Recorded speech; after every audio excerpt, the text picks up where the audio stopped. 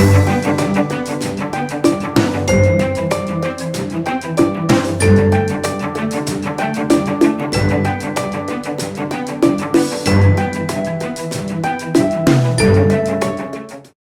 everyone, this is Ananya Sharma, your host, and welcome to an interview with Mr. Rajesh Talwar, episode 3. Mr. Talwar, we need to know, how did you come up with the idea of writing the book How to Win Your Case by choosing the right lawyer? That's a great question, Ananya, because it was not my idea. It was actually my publisher's idea. We had published a book together, Making Your Own Will, and the book did very, very well. So it was a bestseller when it came out, and my publisher was very pleased, I was very pleased, and so it was his idea. He said, why don't we do a book on how to win cases, or how to choose a lawyer and win your case, which is the title of this book. I had my reservations, so it took me some time to appreciate what he was saying. My reservations were that I see that in the market there are a lot of fake books which promise you, oh, you will win the case, you will, how to succeed, and I didn't want to write a fake book. So you could even have a fake book on how to bet a woman, but that would not only be fake, but it's also unethical. So I had some reservations, but then I realized that actually a book like this is important. Because it creates awareness on how our legal system operates. Our legal system has issues. It's partly dysfunctional. But that doesn't mean that somebody doesn't need to be guided through the ropes. In fact, it makes it even more important how to guide people through the ropes. So after some thought, I said, okay, let's go with it. Okay, so the first part of the book deals with how to choose your lawyer. So how do you think a person should choose their lawyer? I think at the outset maybe it's good to mention how you should not choose your lawyer. For example, you should not choose your lawyer based on the yellow pages. If you look up the yellow pages of a telephone directory, you'll find the names of many lawyers. Now I know those lawyers, and I know that many of the lawyers who have a very small space devoted to them in the yellow pages are actually much, much better lawyers than somebody who might pay the directory some money to have his name out in bold. So lawyers are going to try and impress their clients. So somebody may have a visiting card which shows 6 phone numbers, 3 faxes, 5 offices, and sometimes it's true and sometimes it is just a way to impress somebody. So don't go by the yellow pages. Don't choose a lawyer based on his signboard. People go to the court and they wander through the courtroom and they see different signboards, and then they say, okay, maybe we go for this guy. Don't do that. It's not a good idea. So then how do you choose your lawyer? You have to see what is the kind of case you are dealing with, and does the lawyer have expertise in that particular area? Now, generally speaking, you may need a lawyer in transactions.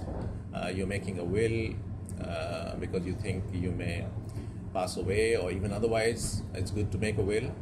Or you're going overseas, you want to appoint your brother as an attorney to do some things on your behalf, so you go to a lawyer.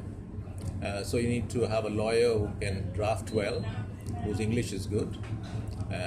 But if you're going to file a case, if you're going to file a property case, the lawyer should have experience in property law. If you're going to file a tax case, he should have... these are some things which might sound obvious, but we are aware of specializations when it comes to the medical field, but quite often we are not aware of specializations when it comes to law. So I have known people, they've gone to a criminal lawyer and asked him to file their tax. They've gone to a tax lawyer and asked him to represent them in a criminal case. That's the kind of mistake you should avoid. So find out what is your lawyer's expertise, see if it matches the nature of your legal problem, and only then go to him. So there are specializations. You can sometimes go to a generalist lawyer to deal with some case which is part of a specialization, maybe labor law, maybe taxation, maybe criminal law, but never go, for example, to a specialist to deal with something which is general. So these are some broad guidelines you should follow. So, how do we know that yes, this is the time that we should get a lawyer? That's an excellent question as well, because you don't want to jump the gun, especially in India.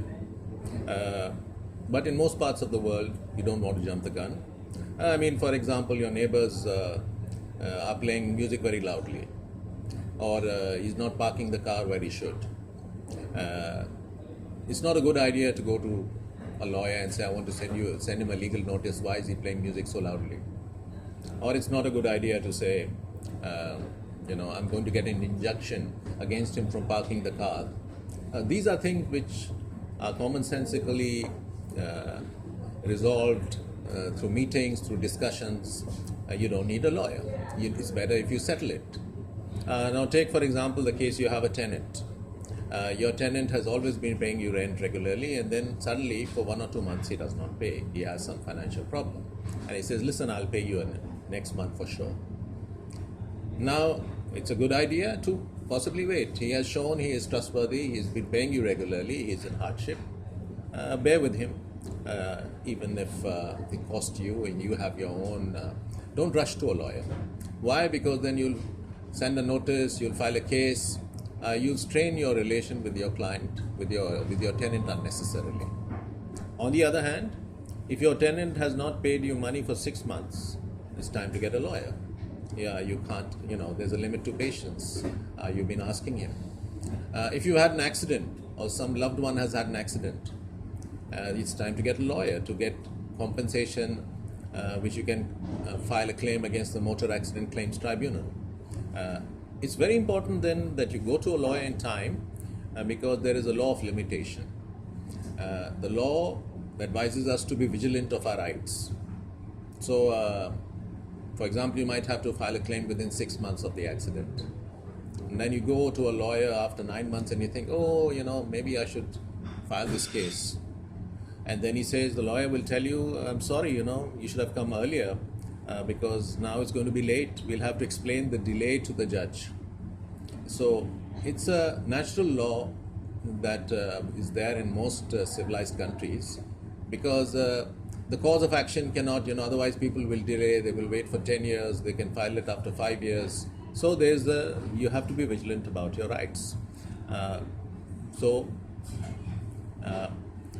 While I don't urge anybody to go to a lawyer in haste, there are times you do need to go to a lawyer.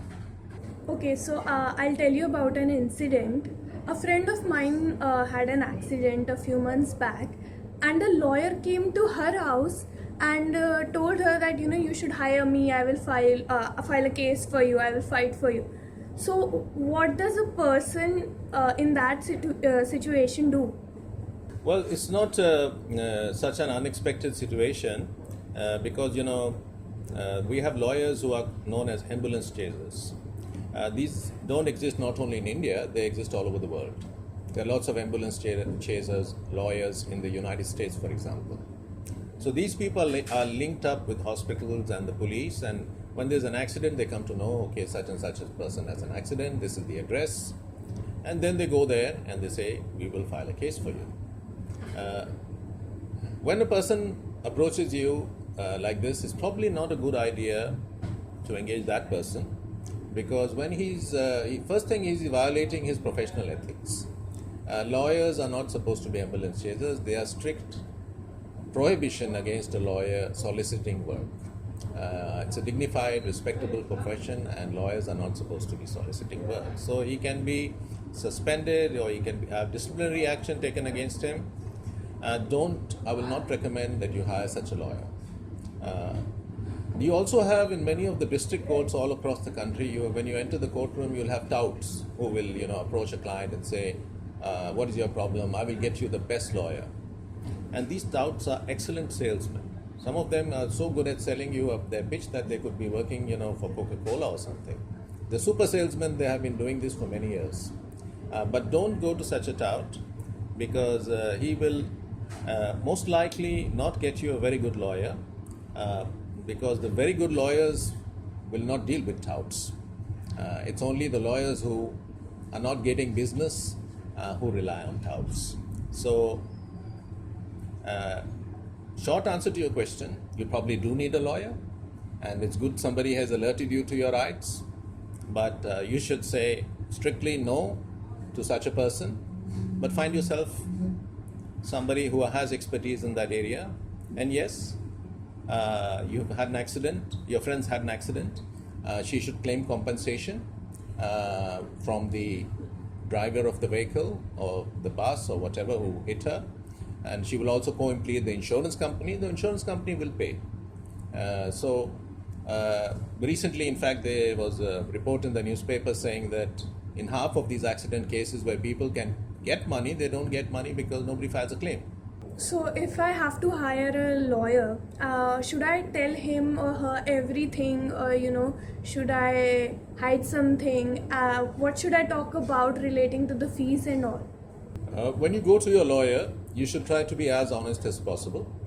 Tell him everything, because if he doesn't know the situation, he will not be able to help you as much as is possible. It's exactly the same as when you go to a doctor. If you don't describe your ailment, if you don't tell him the symptoms, if you don't tell him the troubles, these are all essential for the doctor to know how he can help you, and it's essential for the lawyer to know how to help you. So, and don't be too worried that, if this is secret and if my lawyer tells anybody, that will be not so good for me. Because the lawyer is under an oath not to divulge your communications to him. The Evidence Act provides that the lawyer's communications with the client are privileged. So even the court cannot compel him. He can cite this provision. He says, listen, this is privileged communication. I cannot tell you what my client told you. So otherwise, it will become very difficult for clients to trust their lawyers. So this is there. It's not only the lawyer, but it's the other people sitting in his office also. They are also bound if somebody overhears what's happening. To give you an illustration, which is commonly given in law school, if you have committed a murder and you go to your lawyer and said, yes, I actually killed the person, then your lawyer can refuse to represent you. That's his choice. But he cannot tell anybody, he cannot appear in court and say, oh, well, he confessed to me. And if he decides to represent you, then of course he cannot say. It's privileged communication. However, that doesn't mean that everything is privileged. If somebody goes to a lawyer and says, listen, I'm planning to kill on such and such person, and after that I want you to defend me, then of course it's the lawyer's civil duty. He has to go, and it's his constitutional obligation. He has to inform the authorities to prevent something like this happening. So, be rest assured, don't worry, your lawyer cannot breach confidentiality. There are very strong rules in this regard. As regards the second part of your question about fees, that's a very good question. Sometimes people are not, they're shy. They go to their lawyer and they think, oh, what shall we talk about fees? But you as a client, you have a right to know what to expect. How much is he going to charge you? These are the kind of questions you should ask him. How much are you going to charge me? How long is the case going to take? Is there any chance that the case can be compromised, resolved earlier? And he can try to be as honest to you as possible. Now, as far as the fees is concerned, I can tell you that there's a lot of variation in the way people charge. And there's lots of variation also in the amount they will charge you. So just be alert to that. Let me give you a few examples of how the fees can fluctuate from lawyer to lawyer. For example, if you need a bail application, there are district courts where a lawyer can file a bail application for you for a few hundred rupees, maybe even less than 1,000 rupees. Lawyers will file this bail application and try to get bail for you. On the other hand, there are lawyers who are at the top end of their game who will charge maybe 2 lakhs, 5 lakhs, even more for just arguing a simple bail application. So it depends who you are hiring. You should also understand that the lawyer will charge the fees according to the stakes. For example, there's one case where somebody needs to claim 15-20 lakhs from some other person, and he files a suit. So the lawyer will charge a certain fee, but he's obviously going to be charging much more if this is a claim for 50 crores. Okay, he has to do the same arguments, he has to do the same research, maybe the case is the same in many ways, but the stakes are higher, the lawyer will charge higher. The stakes are higher, he also knows that you can pay more and you will be willing to pay more. So he's going to charge higher. In fact, I remember once meeting Mr. Jaitley, who's our current law minister, a finance minister. I met him at Nizamuddin railway station many years ago, and at that time he had just got his office in the High Court. So he had an office in Chandni Chowk, he had an office in the High Court. And he was telling me that in the High Court he can of course charge a much higher fee. The Chandni Chowk clients tend to bargain and they tend to bring up relationships. Oh, I know that person. So depending, just like you go to any other professional, depending on where his office is located, if it's in an upmarket area, you should expect to pay more. If it's in a down market area, then the fees will be also different. The same lawyer may charge different fees depending on where you're going, which office you are going to. So there's a lot of variation. In the Supreme Court, we have a category of lawyers known as senior advocates. Senior advocates are designated by the Supreme Court or by the High Court because they have acquired certain skill in argumentation, skill in persuasion, knowledge of the law, and so they are designated as senior advocates. Now these senior advocates, they are going to be charging more. Some of them charge a lot of money. Can you tell us more about the senior advocates? Well, the senior advocates are appointed by the courts, by superior courts, which is either the High Court or the Supreme Court. And senior advocates, they have some restrictions placed on them. That they cannot deal directly with the clients then. There's another lawyer who has to be an intermediary. Senior advocates cannot appear on their own also. When they're appearing in court, there has to be somebody with them. But in order to make it clear, sometimes people just refer to somebody in general that, oh, that person is a senior doctor or that person is a senior advocate. And but that is a very senior advocate. When you mean a designated senior advocate, that's very different from somebody who's just getting on in the years. So a designated senior advocate is the silks are presented.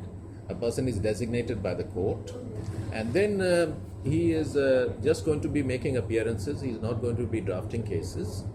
He may settle a draft, but he's not going to be dealing so much with the client as he will be dealing with other lawyers.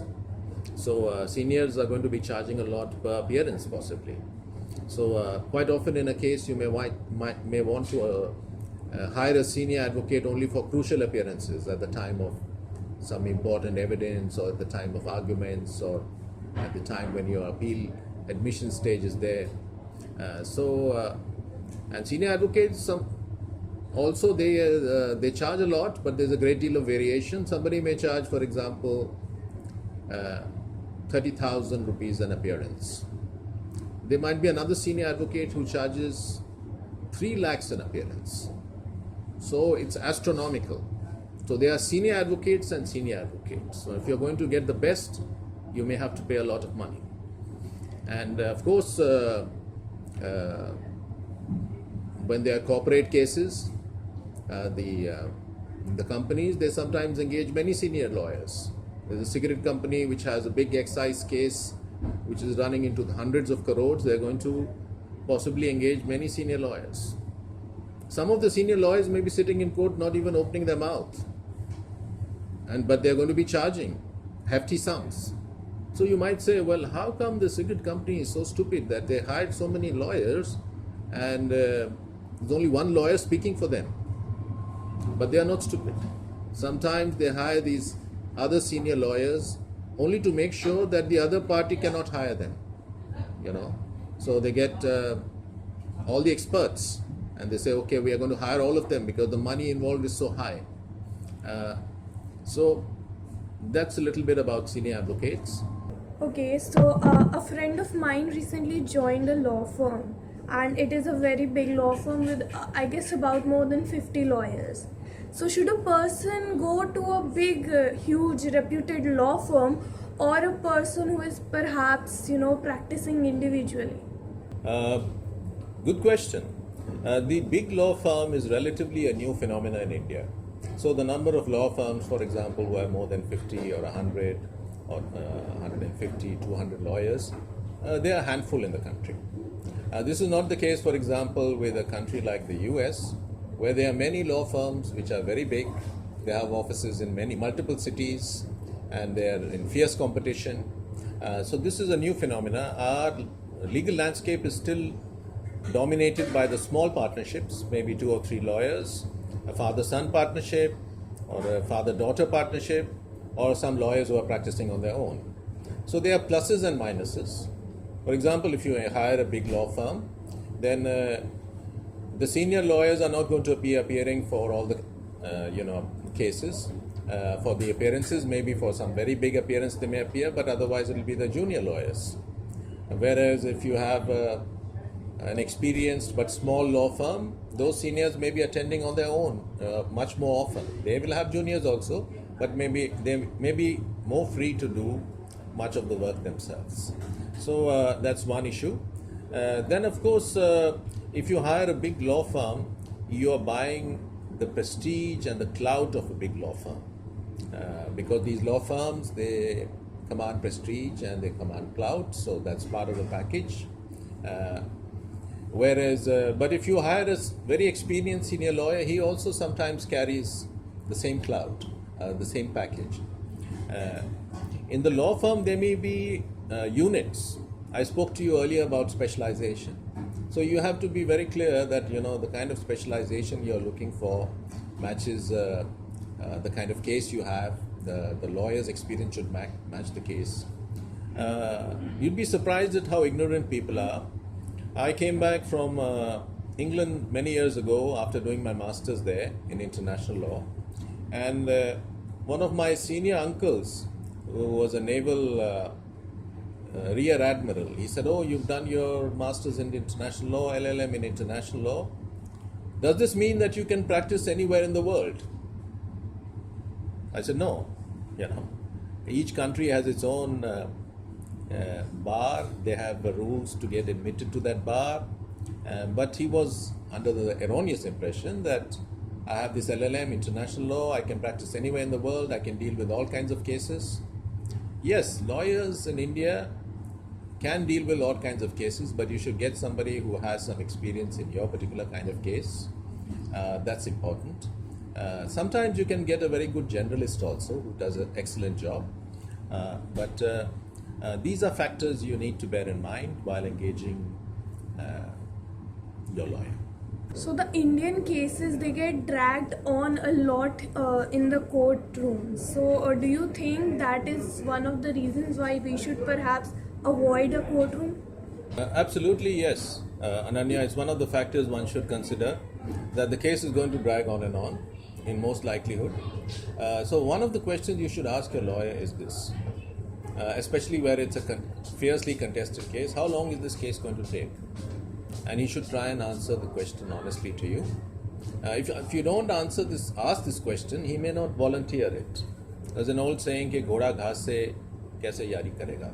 How is the person going to make friends with somebody who is the source of income? So don't expect the lawyer to tell you, look, this is going to take a long time, why don't you compromise with the other party? Mahatma Gandhi compromised a lot of his cases.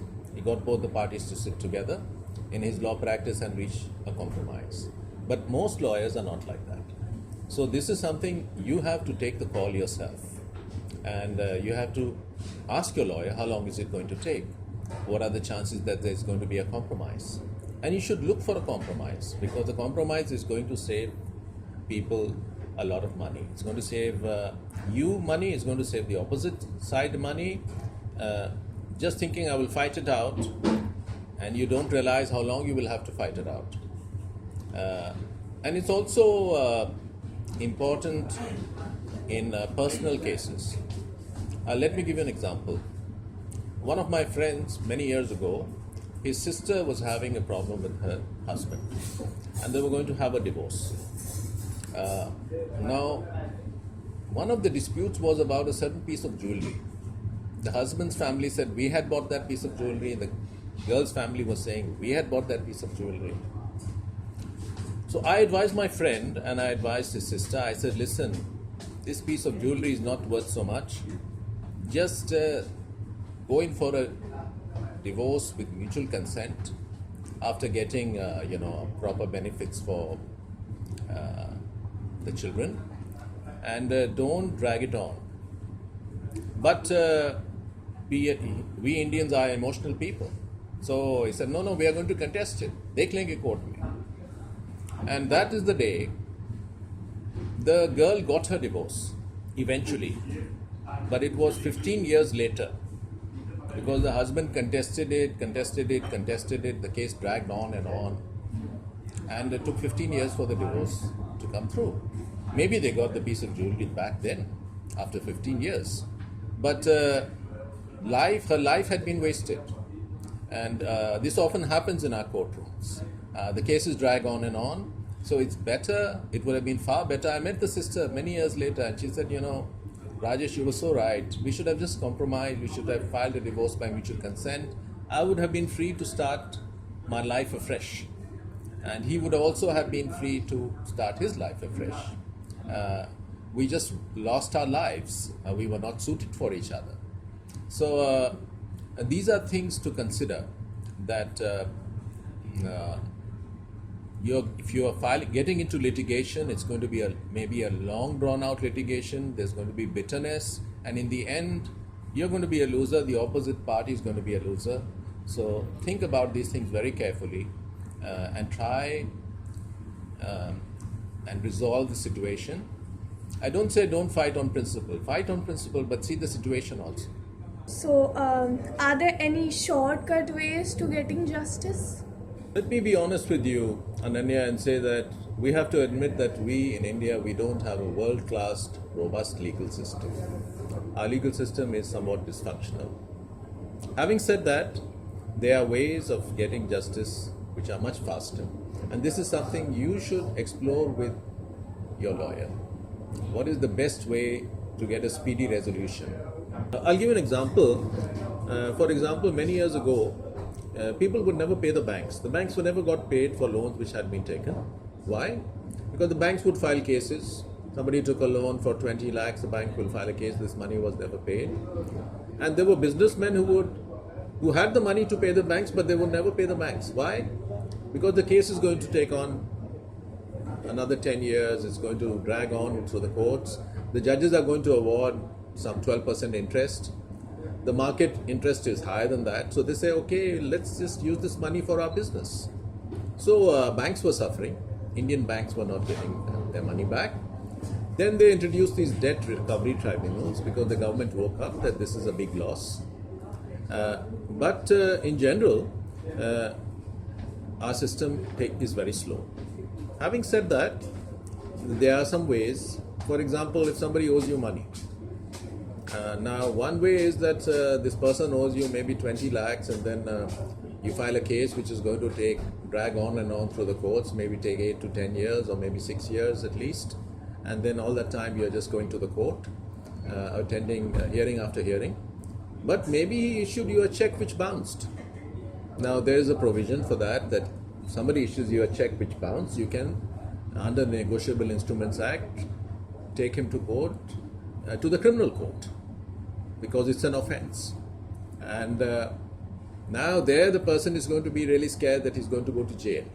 So he's going to pay up faster. So you have to see which is the remedy to explore. I'll give you another example. I had a client, for example, who was owed a lot of money, some 30 lakhs, he had a huge stationery business, and the money was not being paid by somebody, and it was very clear that this money is owed. It was a debt. Now, regular case is going to go on, but there is a provision in the Company Act that if the debt is clear, you can file a petition for winding up of the company. So we did just that. We filed a winding up petition in the Delhi High Court, and the client, he came with the money the next hearing. He didn't want his company to be wound up. So it's a sad thing that people are, they know they owe the money, they know that this is injustice, but then this is the world. So see what are the remedies, which is the shortest remedy, which is the quickest way to get your money back, which is the quickest, which is going to hurt your client the most. Estimate the strength of your opposite party. See how much he's going to fight. All these things are important for your lawyer to do. Is there something that I can do myself, or should I totally be dependent on my lawyer? Another good question. There are things you can do for yourself. I suggest to every client that he should be proactive. For example, there's somebody, a woman, she's claiming maintenance from her husband, and she knows he has a lot of money, but the husband says, I just have a salaried job. Now your lawyer is not going to find out it's going to be difficult for your lawyer to find out what are his other sources of income, if he has any. But it's easier for you. So you should use the people you know to find out what are his other sources of income. Does he have any other property? That's going to be helpful to your lawyer. You can't expect him to do these things for you. So you have to be proactive in many ways. I think also because the system is so dysfunctional, you need to be proactive, even exploring alternative routes to going to a lawyer. Now, for example, we have the Freedom of Right to Information Act, and that is being used successfully by many people. I'll give you 2-3 cases, for example, real life cases known from newspaper reports where this has led to speedy resolution. There's a case of a school teacher in Delhi. Her pension had been blocked because they said she hasn't done some mandatory courses. In fact, she had done those courses, and this was no reason for the pension to be blocked. And she wrote again and again, and the pension continued to be blocked. Now, if she files a case, she goes to the court. Quite often the case will drag on, and then she has to spend money in filing the case, hiring the lawyer. Instead of that, her son chose to file an application under the Right to Information Act. And then it went to the information officer, who saw that, the authorities had to reply. And within a few months, her pension was resumed. First, they were just giving her half the pension, and then when there were further queries, they started giving her the full pension. So the delay in our justice system forces people to take these kind of options, and I think they are very good options. I'll give you one other example. There's a case where a businessman, he was tortured in a police station, I think it was Delhi, and he died as a result of the torture. Now his father could have filed a case against the Delhi police claiming compensation. But instead of that, he filed an RTI with respect to certain witnesses who had deposed against his son. Turns out the witnesses had given evidence in many other cases. So they were really stock witnesses of the police. So through an RTI application, he could prove the innocence of his son. So sometimes these options are there. They are better to go for these options. At this juncture, although my book is, how to win cases, I have to urge the government that they need to put legal reform on a war footing.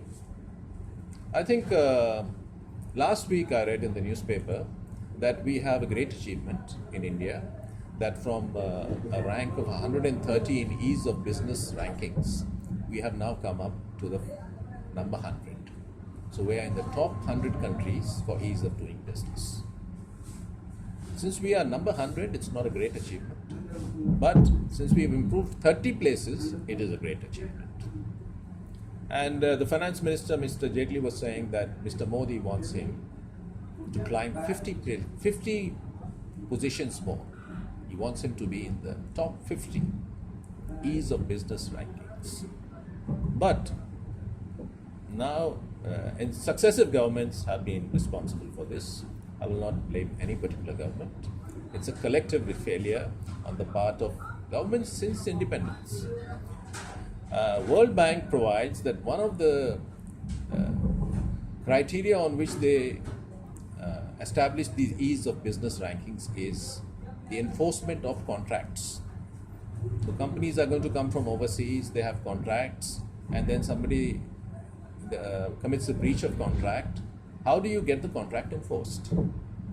If you have a robust legal system, the companies will come, they will have faith, it will be part of your ease of doing business. But this means you have to do law reform, you have to get lots of lawyers, lots of judges, lots of new buildings, lots of improvement in infrastructure, a huge investment. So we're not going to jump 50 places by magic. If you want to jump 50 places, it has to be done. But then, if we are sincere, we have to take on legal reform on a war footing. And then probably this book will be rewritten, because right now it has been written from point of view of how to choose a lawyer and win your case in a partly dysfunctional court setting.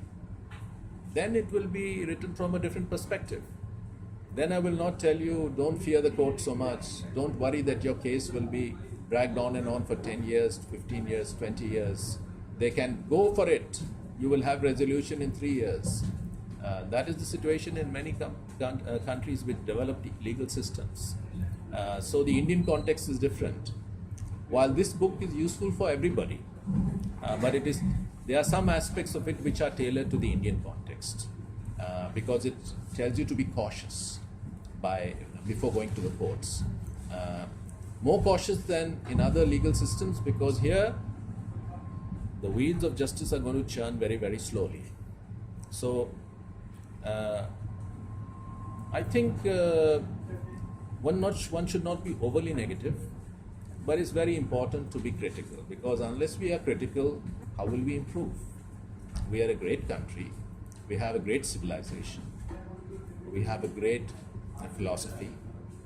Why can't we also have a world-class, outstanding legal system? That is the way to think about it. So I'm hoping that Mr. Jaitley is a lawyer. He's finance minister, but he's a lawyer. He knows all this, and he has to convince the Prime Minister. And I hope our government gets this reform agenda moving. We have achieved a lot, but there is more. And I think if we put effort in this reform of the legal system, I don't know about moving 50 places, but 20 places just on the basis of having a more robust legal architecture, 20 places are guaranteed.